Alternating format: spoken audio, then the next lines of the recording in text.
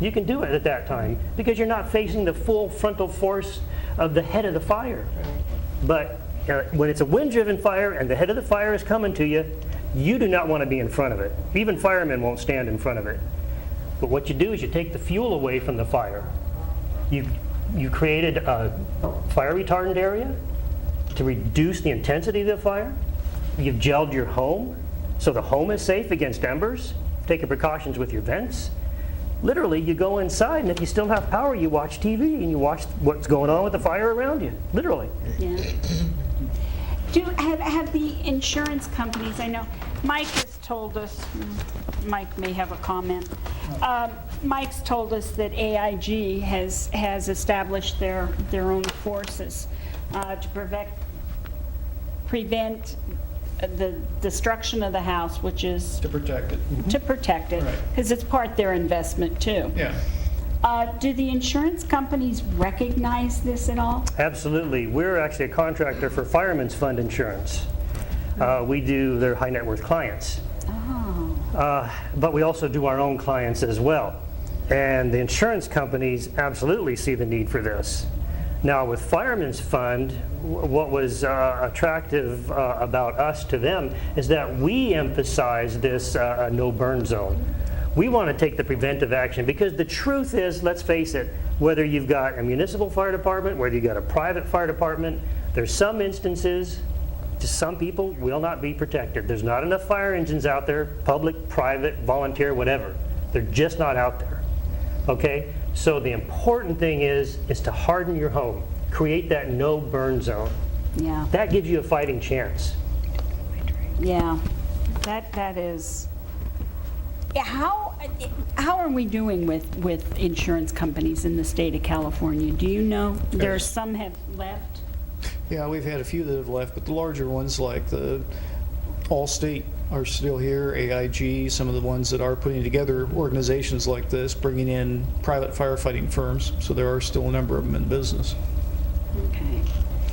And it's actually growing. We know for a fact that there's, I can't mention their names, but there's, well, Farmers, that they went public, so we can mention that. Farmers has a program. Chubb has a program. There's another large one out there that we know is on the verge of starting one. So it's taking hold, and in fact, like I know I can speak for Fireman's Fund, our clients are getting a discount on their insurance because of this type of service. That's going to help in that fire zone 4. Our property, we were insured through the Grange, and they didn't want to insure anymore. So we didn't have a choice. They gave us travelers insurance, and I'd never heard of it. And I don't know if it's good or bad or otherwise. But they come out and take pictures and make sure the hills are cleared. We've always passed the fire department inspection. But this insurance, we didn't have a choice in. I don't know what's going to happen. Well, I do know for a fact that some people are being dropped by their insurance companies. And the truth is, that insurance company, once they drop them, they're not out there looking to help them find other insurance. Yeah. I mean, they're just out. Now, They're walking away. Exactly. Now, where we're based, which is Fallbrook, California, we've had devastating fires in our area. I personally have witnessed my neighbors' homes burn. I mean, as a professional firefighter, obviously I see this, as part of my job. But when I'm in my own neighborhood watching my neighbors' homes burn, it takes on a whole personal level. Of course. And really, that was actually the impetus for getting into the private firefighting business, is because I definitely saw a need to go beyond what the fire department was offering. Dave, you're the entrepreneur of this group. Okay. Has this been a hard sell, or are people really open to this? People are really open to it, but it's talking to this. it's a new idea. So it's taking a little bit to get a footing and get going, but it's people are very open to it. Are they? Yeah, when you look in our communities that are near us, near Fallbrook, we lost 1,500 homes last year. That's dramatic. Yeah. That's very dramatic. Everybody knows somebody that lost their home last year. And so it hits home. Now, we've had a couple of fires just over this past week, and the interest is very high.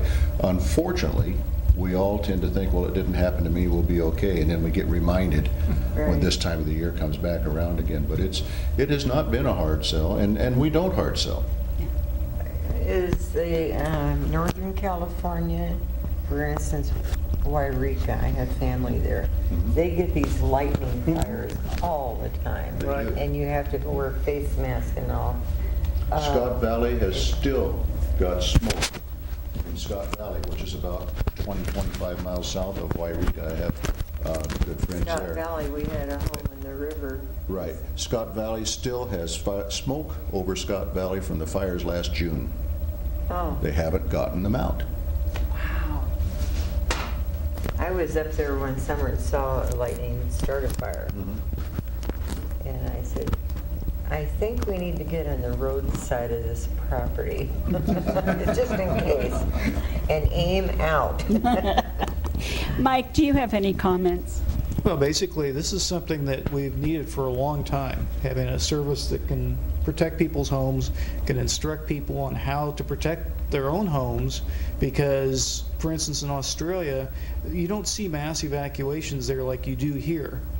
In Australia, they stay and defend. Stuck behind. Basically, they have everything set up so that the property is protected. It's like a fortress, in essence, against fire. Just like fortresses back in medieval times had a moat, high walls, gates, all this sort of thing.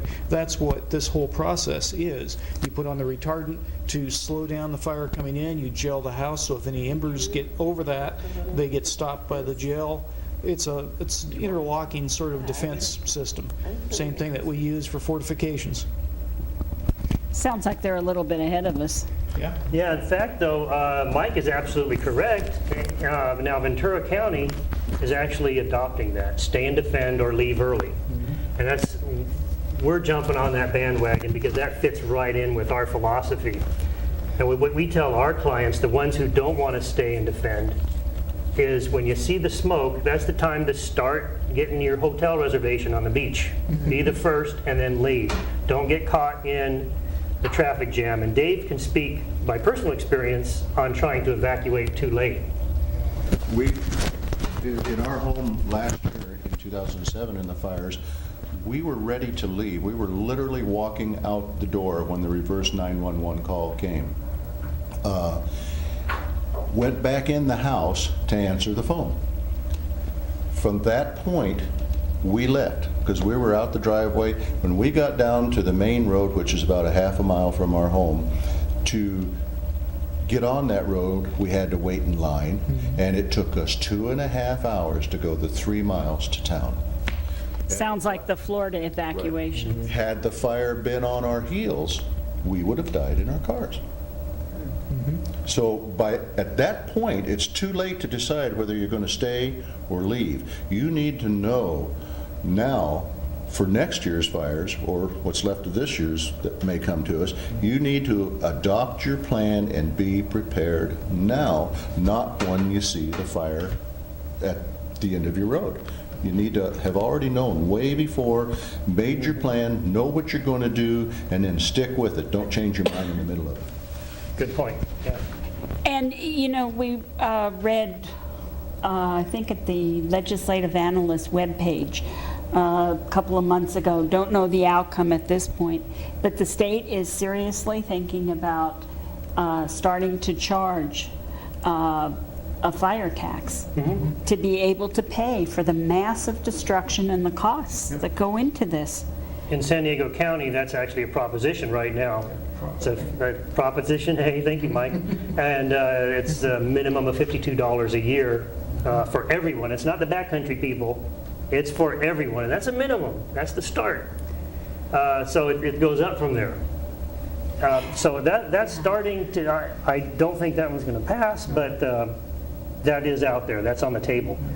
And, you know, and let's face it, if we could get homeowners to take a proactive approach and keep their homes from burning, all of our rates are going to go down.